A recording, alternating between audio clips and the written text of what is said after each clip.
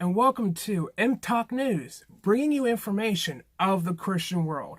I'm your national news anchor, Dustin Pfeiffer. So, for our first story tonight, Gateway Christian Church in St. Albans, West Virginia, made a decision to open up a addict's house. Now, what this house is going to do is help reduce the growing number of drug users in St. Albans. The pastor had decided to open this up after many years of seeing the situation just getting worse and worse and worse. And he said the best way that they can help is by opening up a drug house where they will help with a Christ mission. They're going to help people to get off their addictions, mostly towards drug addictions. For our second story, I wanted to check in. How is everybody doing with the Lent season? Trust me, Easter's coming soon, and it's very important that if you decided to do Lent this year, it is very important that you continue with this.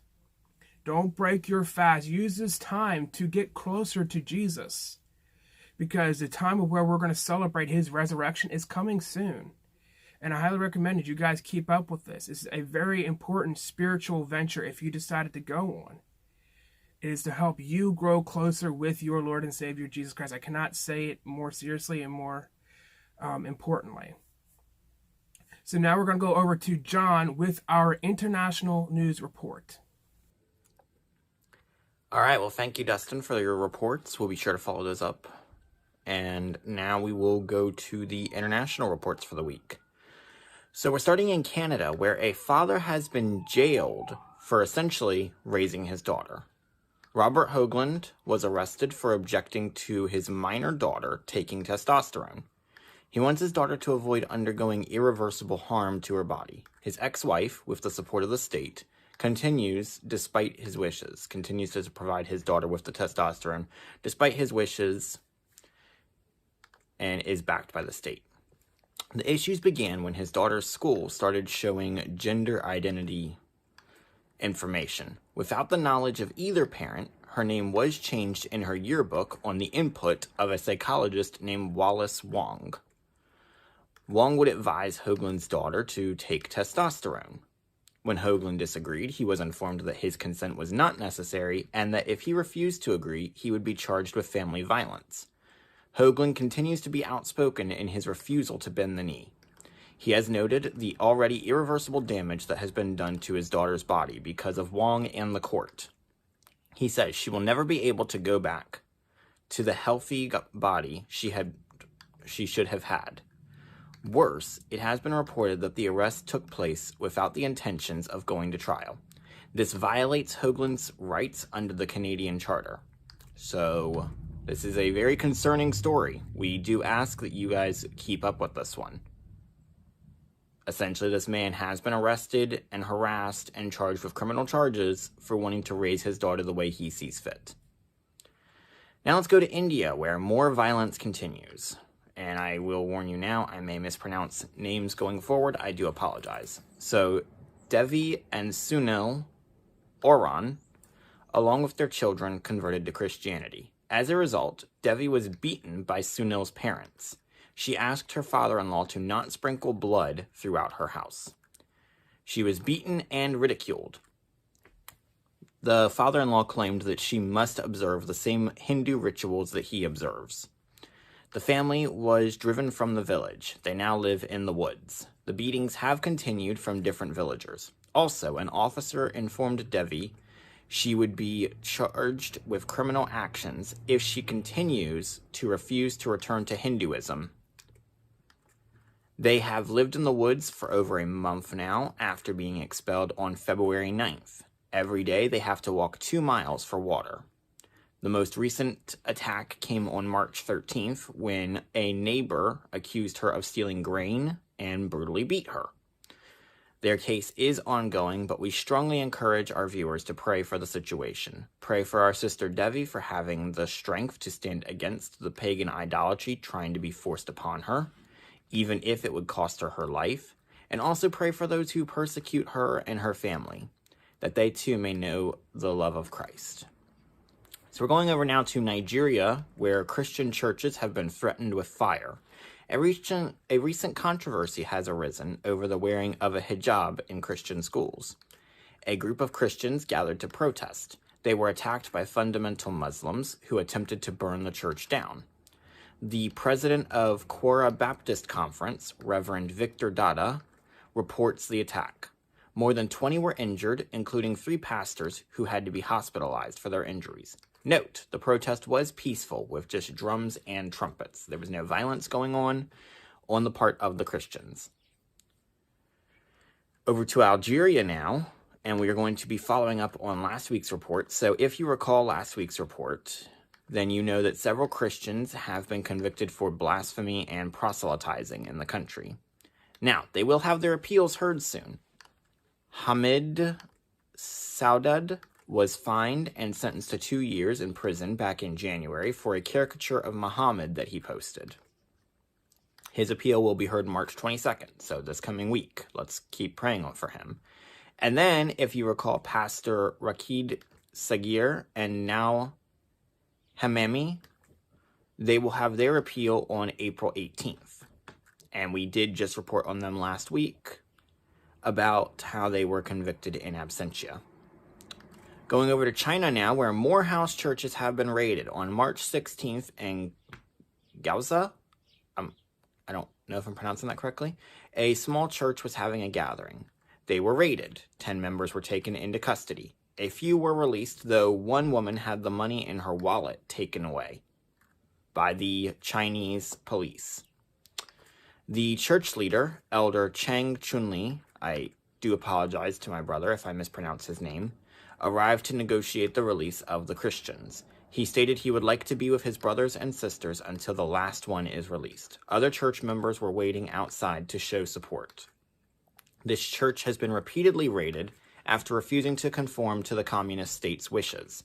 They have been repeatedly raided, like I said. They have had their property seized, anything Christian. Even when they would rent a hotel for services, the authorities would find them. Elder Cheng has stated that although they cannot confront the authorities because they are very powerful, they will find other ways to pray. This is very uplifting that our brothers and sisters in these countries continue to maintain their faith. I do ask that you continue to pray for them. And unfortunately, we will be ending on a very sad note because I couldn't bring myself to continue after this. So in Mozambique, where this is one of the roughest stories we've ever had to report. Okay, let's get through this. Mothers have recalled the stories of their children, some as young as 11 years old, being beheaded by insurgents. Their village was attacked and houses were burned. One mother tells how she and 4 of her children tried to flee to the woods. They were caught and her son was beheaded in front of them. These insurgents are part of a terrorist group that has gained much power in northern Mozambique. They have used the COVID-19 pandemic as a chance to run free. They try to recruit young people to join them. If they are refused, then the young people may be killed and beheaded. Fortunately, the United States has listed this group as a foreign terrorist organization. Soldiers have been sent to train the Mozambique Marines to deal with the threats. Please continue to lift up these grieving families in your prayers. This is heartbreaking. These are children who are dying. This is a militant Islamic insurgency that has made it clear they want to overthrow the Mozambique government and replace it with their own. This is something all too familiar. It happened in Nigeria with Boko Haram. They started small and they continued to grow. They have received support from other terrorist organizations, and we do just ask that you continue to pray for these families who are grieving now. I cannot imagine what they are dealing with. And with that, we'll send it back to Dustin in the studio. Thank you, John, for those reports. We will be sure to pray for our Christian brothers and sisters in those countries. Now on to our top news. And unfortunately, John was, due to a busy schedule, is unable to join us today. So I will be doing the top news myself. So, for our first top news, in New Zealand, the Salvation Army is facing a probing after several claims had come forward with other organizations, and including the Salvation Army, where there were abuse claims within this organization. Now, the Salvation Army has decided to agree to these terms of allowing an independent body called the Royal Commission to commit to this investigation to root out what the cause was of this abuse in the organization. Now, on our second part for our top news, Netflix came out with a series called Police PD, which is a cartoon sitcom, whatever you want to refer to it. In its fourth episode, it made a very disgusting decision to make a character to resemble Jesus. However, this character that resembles Jesus, and he's called Jesus, this is a depiction of him. However, they depict him as a sex-crazed, gun-toting maniac. You heard that right. Now, what I'm telling you, there will be a link down below so you guys can get the full story and you guys can make your own decision on this.